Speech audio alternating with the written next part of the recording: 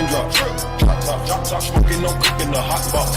Fucking on your bitch, yeah. Cooking up dope in the crock pot. What's good, YouTube? It's Queen Grind Squad, and I am back with some more videos. I hope you guys had a blessed and lovely Memorial Day weekend, because I know I did. But it's time to get back to the grind. I just seen this video on YouTube on my home page, and I don't know how true this is or what, but we're finna go ahead and watch it and react to it.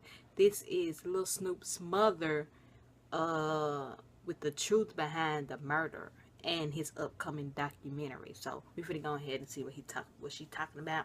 The original link to the video will be down in the description below, so let's get him in. Let's go. We back, guys, full effect. Let's get it.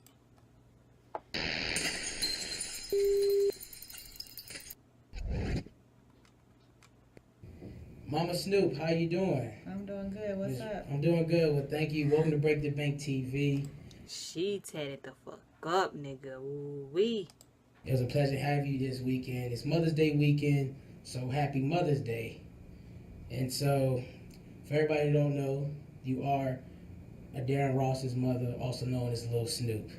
Lil Snupe is definitely a legend, I feel, in his own way. Definitely made a stamp, put on for Jonesboro. I never heard of Jonesboro until Lil Snupe came out, right. And he reps it hard. Right. He repped it, he's definitely a legend. Dream Chasers, you know, he signed with Meek Mill, so I know you're very proud of him. I am. And, you know, I know he's looking down smiling right now, and it's weird because who would have thought, out of everybody you could have spoken to, you decided to speak with me. So you really give me a great opportunity in a lifetime, and I'm forever grateful, and I really mean that.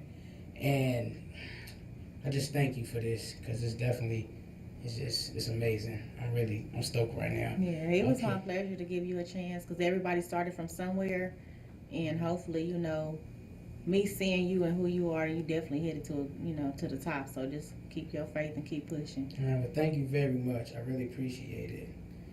So, what can you tell us about the Little Snupe Four Corners Foundation? Basically, you know, when I created the Little Snupe's Four Corners Foundation, I was more so thinking about kids who was like Snupe. I kind of put the thoughts that he had together. You know, he always wanted to help other people, so I figured if we're going to keep his legacy alive, why not doing it by blessing others? Okay. And so, how did Snupe actually get the name? How did he get that nickname? Well, it was Lil Snupe. He gave that part to himself. Okay. His nickname Snupe, his godmother gave it to him because his dad nickname is Charlie Brown. Okay. So, you know, I was just thinking, like, Snoopy just was too corny for me.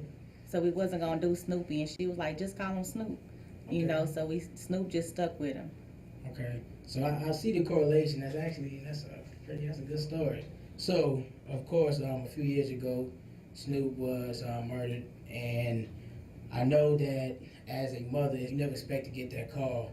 And so there's a lot of confusion with, I guess, fans of Snupe, but there's people in the media about who really did what, because the media always had, in the beginning, initially had everything portrayed from Tony Holden, I believe that's his name. Yeah. And then there's another individual in the picture, Edric Stewart, also known as Lil E, correct? Mm-hmm. And so I know the case is probably still pending or still open, so I don't want to get into too many details, but what can you reveal about the case that a lot of people don't know, or who's wondering any updates? Because it's been a few years now, and I believe that is the murder still unsolved? Right now, it's not unsolved. It's still open. Number one, Tony Holden did not kill Snupe. It was Edric Stewart. That's the number one fact of all things. I'm not saying Tony Holden is innocent. His bullet just didn't kill Snupe. So, you know, the case is still open. I thank God for that, because they did close his case and totally ignore his life, you know. So I'm thankful that his case is now reopened and Edric Stewart will be convicted. Okay. And so Edric Stewart was a friend of Snupe's, correct? Yeah, he was a bishop to Snupe. That's what he was, bishop. Called Juice. That's what he was. Right. And so how did you initially meet Edric? Did he just come over the house when he was Snupe? Yeah, he just kind of came around. I don't really know the kid. I tried to give him the same respect that Snupe gave him. But he just kind of came around and played that little innocent yes ma'am, little sneaky conniving type thing. Now that I look back on it, he was real quiet, so I can't really say what his personality was because he didn't do much talking around me. But he did portray to be a friend. I can say that. Okay. All right. And so, initially, what Feel bad not your friend, bro. was the story that you heard before you maybe found out the truth or found out initial details? Because all over the blog sites, it was supposedly it was like over a dice game, and then you was like a video game, and then it was this person did that. So, what were you initially told? I guess from Edric or Tony, if you even spoke to them when it first happened. As far as I knew, I got a call that my son was dead and that Tony Holden had killed him. That's all the information I had. I knew it wasn't over a dice game. Snoop was not playing a dice game at the time, so I didn't have to worry about what the media took. They just wanted a story. Okay. Did you get a chance to speak to Edric yourself? Yeah, I've talked to him a couple times. He had about 7 different stories each time, so his word is definitely not his bond. So you can't believe nothing he say. Okay. Sad, and I know bro. even not only as a mother, but as somebody who who's been through a lot yourself, and we all have been through different things. I guess you never was surprised. You didn't expect somebody who was supposedly one of Snoop's friends to even come to in your mind or even come close to being actually true. Correct? I really can't say that because that happens all the time. So I can't say that. I can say that I never thought it could happen to me. Okay. I can say that before it's how it went down. That's every day. Okay. Judah started it all. Judah in the Bible betrayed Jesus. So what can we say? That's every day. Absolutely. And so, and I really, you represent Snoop so hard. You really go hard for him. So what can you tell us about Snoop Sunday? I actually like to flip because, Sunday, and then Instagram also put hashtag Snoop Sunday with the SON. So tell us about Snoop Sunday.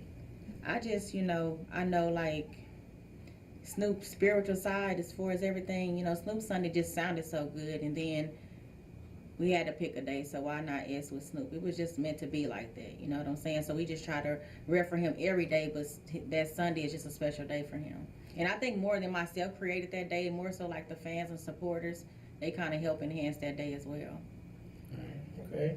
And so, I see Snoop play a little basketball, right? That's what he say. Nah, he did. Nah, he really had a little 3-point shot on him, though. He really, he could play some basketball. She's strong. Righty, lefty shot. No, he was right. Righty. Yeah. And the game who was his favorite player? Or do you have a favorite team? Or his favorite player was Kobe. Right. Yes, just indeed. Just like this guy right here. Yeah, that was his favorite player. Yeah. So it's Kobe. Did he win with 24 too? Because that's Kobe with 24-8. I don't know how much you know about basketball. I don't. So okay. So let me. Now we not about to go into the ESPN combo. ESPN combo. Okay. Absolutely. So, what are some things that Snoop like to do, or what are some things that we don't know about Snoop besides rapping? Because everybody know he was a talented rapper. So what else? What is something we don't know about Snoop that maybe you can share with us? Like, did he like art, or was he like into video games heavy, or maybe boxing or something, or just something maybe out of the ordinary?